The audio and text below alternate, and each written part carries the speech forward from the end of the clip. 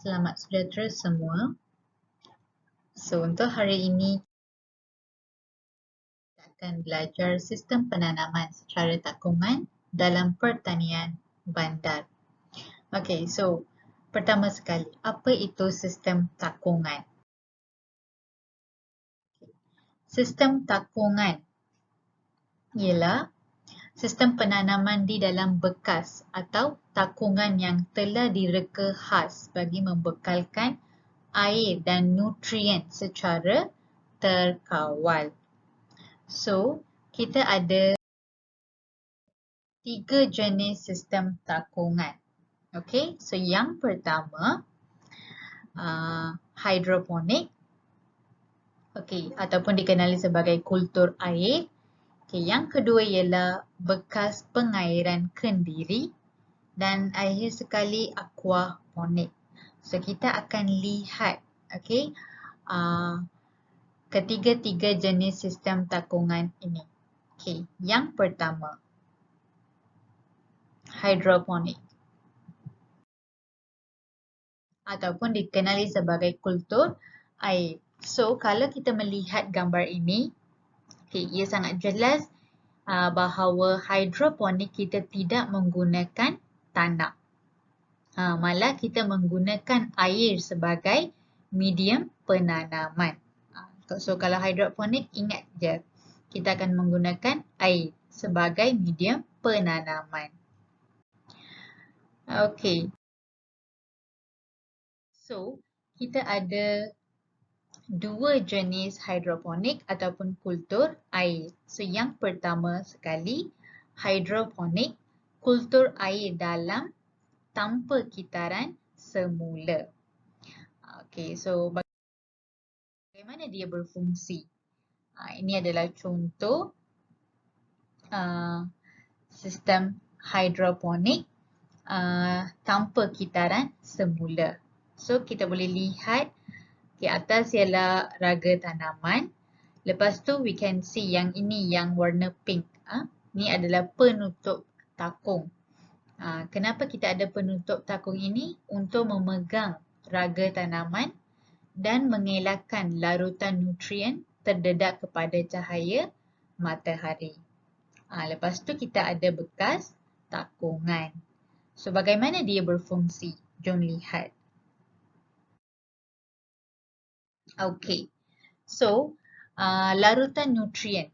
Larutan nutrien yang air itu berada dalam takung berkeadaan statik. Dia tidak dikitar semula. Dia statik sahaja. So, larutan itu membekalkan nutrien kepada tumbuhan. So, bagaimana larutan nutrien memberi nutrien kepada tumbuhan?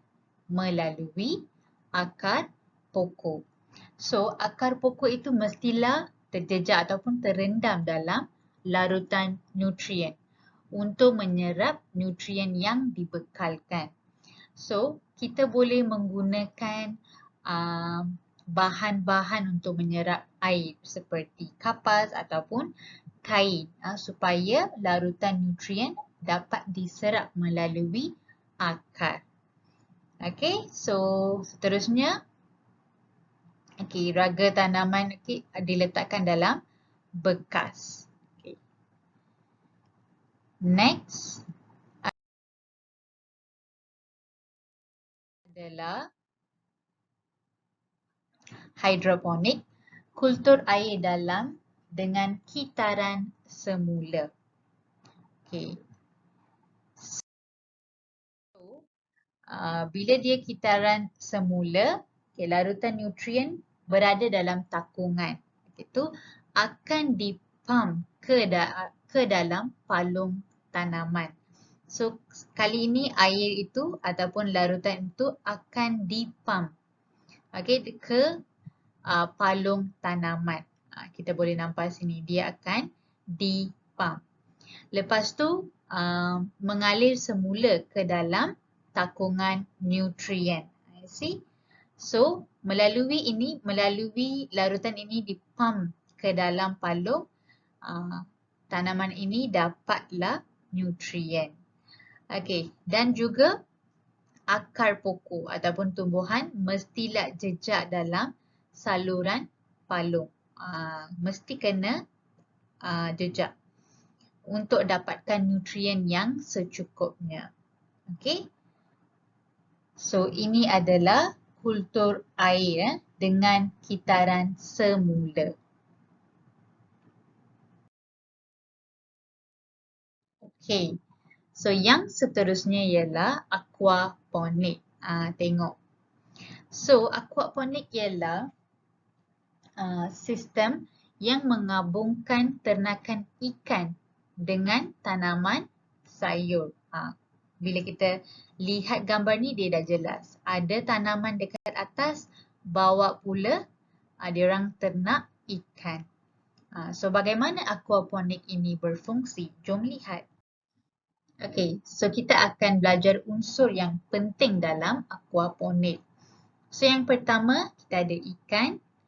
Kenapa kita ada ikan? Ikan akan mengeluarkan sisa makanan yang mengandungi amonia dan kotoran untuk tanaman. Seterusnya bakteria. Bakteria akan menapis dan menggunakan amonia untuk berfungsi sebagai baja.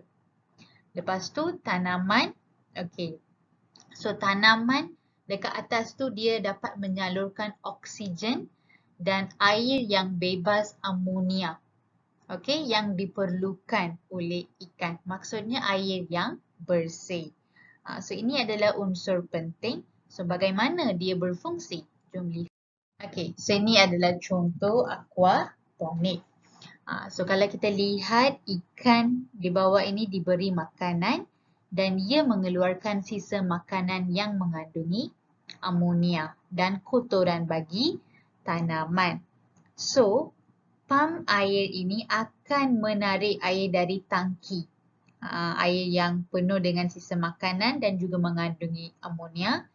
Dia akan tarik ke tangki atas ataupun tangki ataupun bekas tanaman dia. Dekat sini. So, bakteria yang ada dalam bekas tanaman itu akan menapis dan menggunakan amonia. Sebagai baja untuk tumbuhan. So selepas tu air bersih kembali semula ke tangki air. Air bersih yang diperlukan untuk ikan. So beginilah cara aquaponik berfungsi. Seterusnya. Bekas pengairan kendiri. So ini adalah bekas ataupun dia ialah satu pasu. Pasu ini mempunyai 3 ruang berasingan. Jom lihat. So dia ada, pasu ini ada penanda aras air. Dia ada saluran air, lubang limpa air. So 3 ruang yang penting dalam pasu ini ialah yang pertama ruang medium ataupun ruang tanah. Next ialah ruang partikel kapilari. Seterusnya ruang air. So bagaimana dia berfungsi?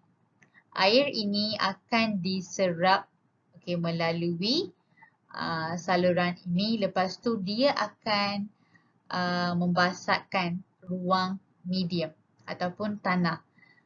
So dia akan menyerapkan air yang diperlukan untuk tanaman. So ruang partikel kapilari ini berfungsi untuk membawa air naik dari sini, dari ruang air ke bahagian medium penanaman ataupun ruang medium. So jom lihat.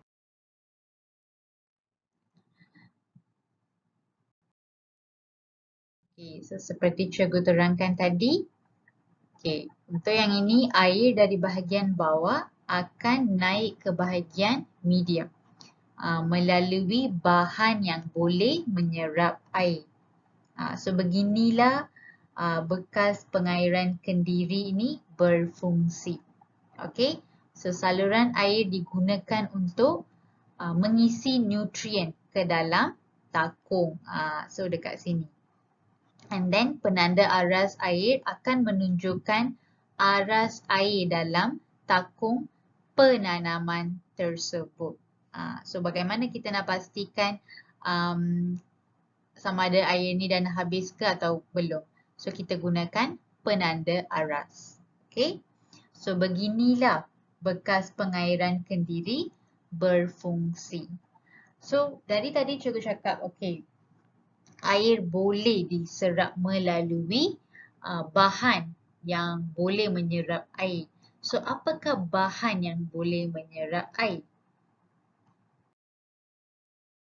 Jom lihat bahan-bahan tersebut.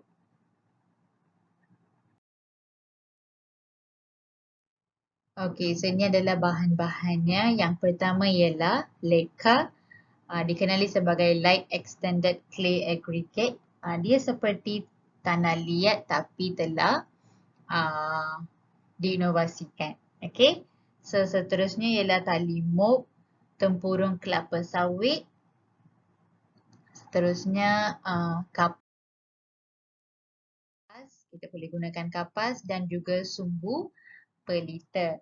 So ini adalah bahan-bahan yang menyerap air yang kita boleh letak dekat partikel kapilari untuk memudahkan proses penyerapan air. Okey, so itu sahaja untuk hari ini. Kita telah belajar 3 jenis sistem takungan dan cara dia berfungsi. So, thank you.